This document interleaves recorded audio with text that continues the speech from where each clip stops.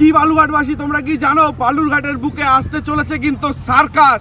মানে সেই ছোটবেলার সেই ঐতিহ্য, আমাদের ভালোবাসার আবেগের সেই সার্কাস কিন্তু আবারও ফিরে আসছে আমাদের বালুরঘাটের দিশারি মাঠে।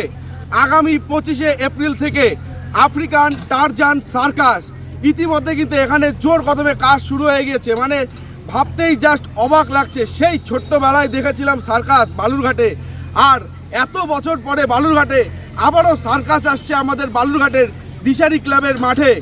সত্যি ভাবলেই জাস্ট অবাক লাগছে, সেই ছোটোবেলার সেই স্মৃতিগুলো যেন আবারও ফিরে পাবো আমরা সমস্ত বালুরঘাটবাসী। প্রত্যেককে কিন্তু অবশ্যই আসতে হবে। আগামী 25শে এপ্রিল, যা শুনলাম আগামী 25শে এপ্রিলই এখানে কিন্তু সার্কাসের উদ্বোধন হচ্ছে।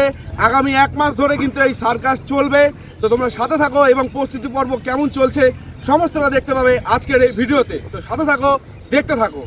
এই যে বন্ধুরা, তোমরা কিন্তু দেখতে পাচ্ছ ইতিমধ্যে কাজ কিন্তু জোর কদমে চলছে, যাকে বলে একেবারে জোর কদমে কাজ কিন্তু চলছে। আর মাত্র কিছুদিনের অপেক্ষা, আগামী 25শে এপ্রিল কিন্তু শুরু হতে যাচ্ছে বালুরঘাটের পুরাতন হাই স্কুল ময়দান দিশারি ক্লাবের মাঠ।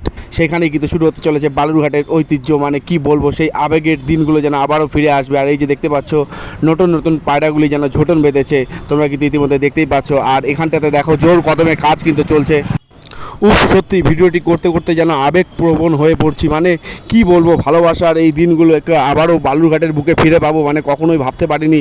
সেই ভাবনাকেই যেন সত্যি করে দিয়ে যেন আবারও বালুরঘাটে ফিরে আসতে চলেছে আফ্রিকান টারজান সার্কাস। প্রতিদিন বেলা 1টা থেকে কিন্তু শো থাকবে, তারপরে থাকবে বিকেল 4টা থেকে, তারপরে কিন্তু সন্ধ্যে 7টা থেকে।